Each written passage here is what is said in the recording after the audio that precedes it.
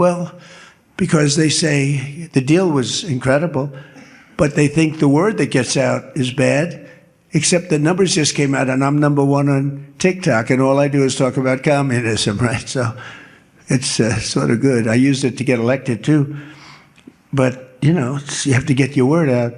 But the numbers came out just a little while ago, and I was number one, some ridiculous number. I never heard of numbers like that, but number one.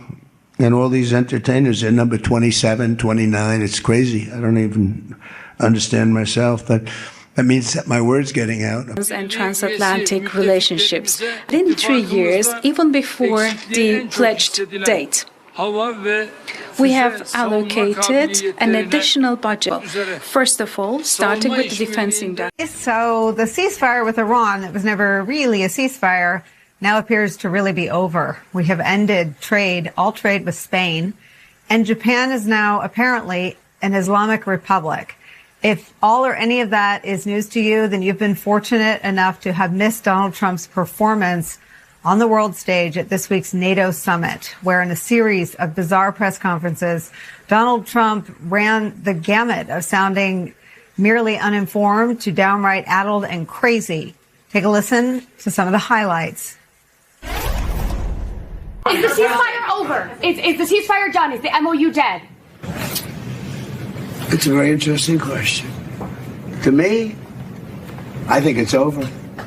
I don't want to deal with them anymore. They're scum. I told this story yesterday. We had 111 missiles shot by the Islamic Republic of Japan.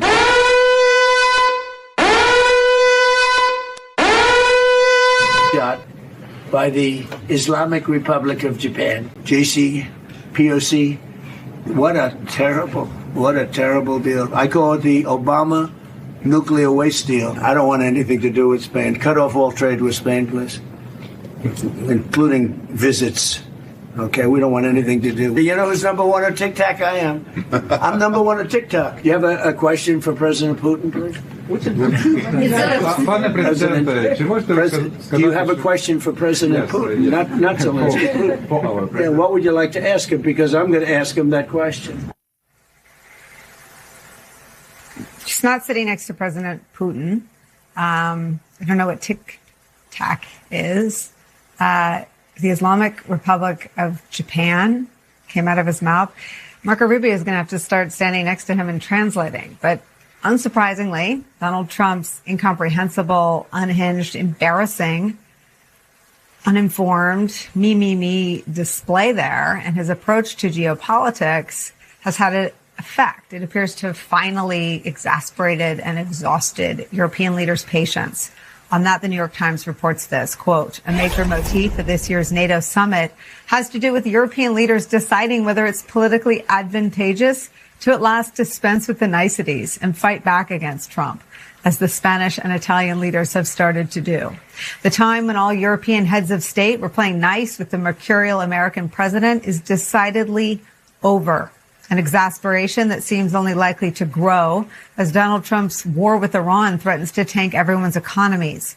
The New York Times reports this, quote, the global economy is set to slow sharply in 2026 after the war with Iran disrupted energy supply chains and triggered a fresh bout of inflation. The International Monetary Fund warned on Wednesday.